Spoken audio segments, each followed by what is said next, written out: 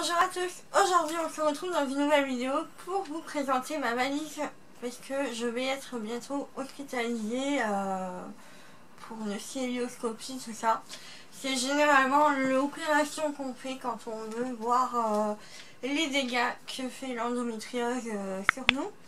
Et donc parfois on peut y rester une nuit ou deux. Moi personnellement, normalement c'est une nuit, donc j'ai quand même préparé mes affaires, mais comme ça se passe en ambulatoire, du coup je ne sais pas, donc je préfère quand même préparer une valise au cas où.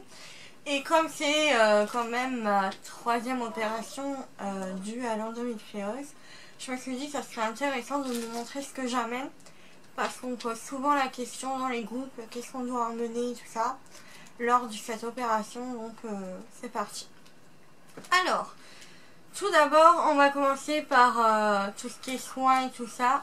J'emmène pas grand chose, vraiment, c'est le strict minimum. Donc dans ma trousse qui vient de chez Elite, donc qui est comme ceci, donc très pratique à pouvoir suspendre ça, au moins on a toutes les affaires. Donc bien sûr, tout ce qui est première nécessité, brosse à dents, dentifrice. J'ai pris aussi des serviettes périodiques parce que souvent dans les opérations comme ça on peut saigner. Et donc voilà, au moins on a un petit quelque chose au cas où, je préfère. Des élastiques, un mascara, même si je ne pense pas pouvoir me maquiller. Je vais être comme je suis aujourd'hui parce que voilà. Déodorant, petit sachet pour mettre tout ce qui est linge sale et tout ça. Brosse à cheveux, donc là c'est la Tangle Teaser en version format voyage, donc comme ceci. Une crème pour le corps, mais je ne sais pas encore si je vais l'utiliser, mais je préfère l'avoir quand même sous la main. Une lotion pour le visage, pour histoire de me rafraîchir.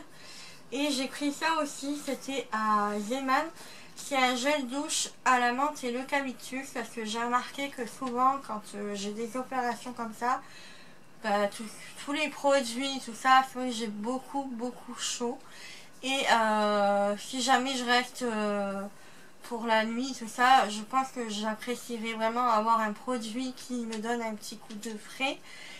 Donc si j'ai l'occasion de me laver à la douche, tant mieux. Si c'est pas le cas, je me laverai au lavabo, mais au moins j'ai ça qui me donnera un petit coup de pex. Donc dans les toilettes, bien sûr, c'est ce qui est le plus pratique du coup à utiliser.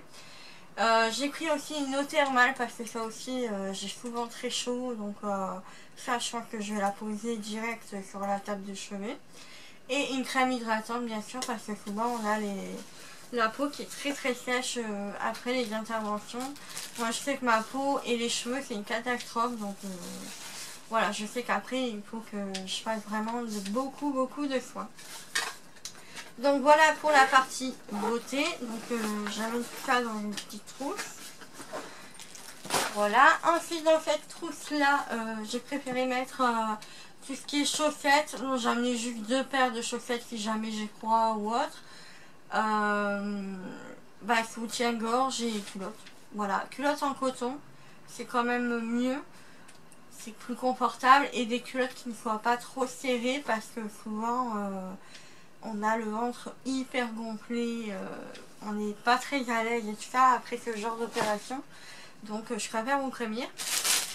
Des pantoufles, donc celles-ci je vous avais mis dans le haul de chez Noise il me semble, je sais plus.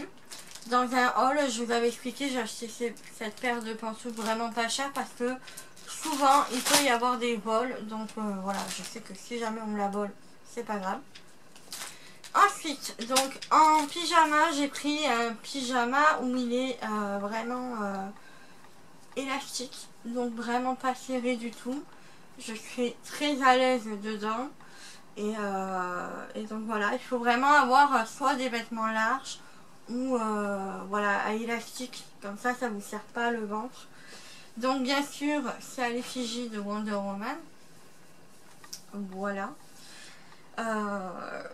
parce que voilà, c'est important de se faire plaisir au niveau des pyjamas. Donc c'est un pyjama tout neuf, et je sais pas, mais depuis toute petite, à chaque fois que je vais me faire opérer, ben, je m'offre souvent des pyjamas. À part les 2 dernières opérations, parce que du coup c'était en été et c'est ma mère qui m'avait passé des chemises de nuit. Je suis pas très chemise de nuit à la base. Mais voilà. Ensuite, pour la sortie, j'ai prévu donc un pull qui est assez large, donc à capuche, qui est très très large. Bon, moi je serai tranquille. Un t-shirt pareil, large, où je serai très confortable et je ne serai pas gênée au niveau de la taille. Et j'ai prévu un pantalon de jogging aussi qui est resserré à la taille avec un cordon. Et donc voilà, il est vraiment large, donc ça va me permettre de ne pas être trop gênée. Et donc voilà, vraiment privilégier des trucs comme ça. Je sais que durant l'été, j'avais plus privilégié les robes. Bon là, il fait un peu froid pour mettre une robe et puis même un collant et tout. Enfin, je trouve que ça va être trop galère, donc c'est pas la peine. Je préfère privilégier ça. Vous pouvez aussi mettre des leggings, mais ça risque d'être un petit peu trop serré au niveau de la taille. Donc voyez un petit peu si vous avez un petit leggings pas trop serré à ce niveau-là. Voilà, j'ai pris quand même un gilet tout doux en pilou-pilou qui vient de chez Shein. Je vous l'avais déjà montré, donc c'est une veste gilet. Donc ça, je l'emporte comme ça, au moins je serai tranquille. Si jamais j'ai froid ou autre. Voilà. Ma veste et tout ça, normal. Une petite serviette pour mettre par terre, parce que souvent quand on est dans les cliniques, hôpitaux et tout ça, ils n'ont pas de petites serviettes à mettre par terre, donc quand on sort de la douche ou même quand on se lave au lavabo, c'est quand même plus agréable d'avoir une petite serviette en guise de tapis. J'emporte pas ma serviette pour les cheveux parce que normalement je les lave la veille, donc j'aurais pas besoin de les relaver. Et une serviette normale, bien sûr, pour le corps. Voilà. Des écouteurs, parce que ça c'est la base. Mon chargeur, que bien sûr je vous montre pas, mais c'est évident. Et je vais prendre aussi un chargeur nomade. Parce que souvent dans les hôpitaux de ça, les prises elles sont pas très proches des lits, donc c'est un peu galère. Soit on amène une rallonge, soit un chargeur nomade. J'ai préféré le chargeur nomade parce que je reste pas longtemps normalement, donc voilà, au moins je suis tranquille sur ça. Faudra juste que je pense à le recharger. Voilà, bon après tout ce qui est dossier médical et tout ça, ça c'est la base. Mais voilà, pour ma petite valise, donc c'est une petite valise cabine. Et ça fera largement l'affaire. Il y a largement de quoi faire pour au moins une journée, une nuit et voilà, pour pouvoir sortir le lendemain. Bien sûr, si vous restez plus longtemps, prévoyez quand même un peu plus de choses. Mais généralement, voilà, ça suffira largement, quoi. Donc voilà pour cette vidéo, j'espère que ça aura pu vous aider si vous passez par là. En tout cas, courage à vous. Moi, je passe le cap demain, donc le 18 novembre. Je suis contente parce que voilà, ça va m'enlever un peu mes douleurs. Mais un petit peu stressée quand même parce que bon, on se dit souvent que peut-être qu'elle trouvera d'autres choses qui n'étaient pas prévues au programme. Comme ça a été la première fois, donc mais bon, après je pense qu'il n'y a pas de raison. Voilà. C'est pour la bonne cause, donc voilà.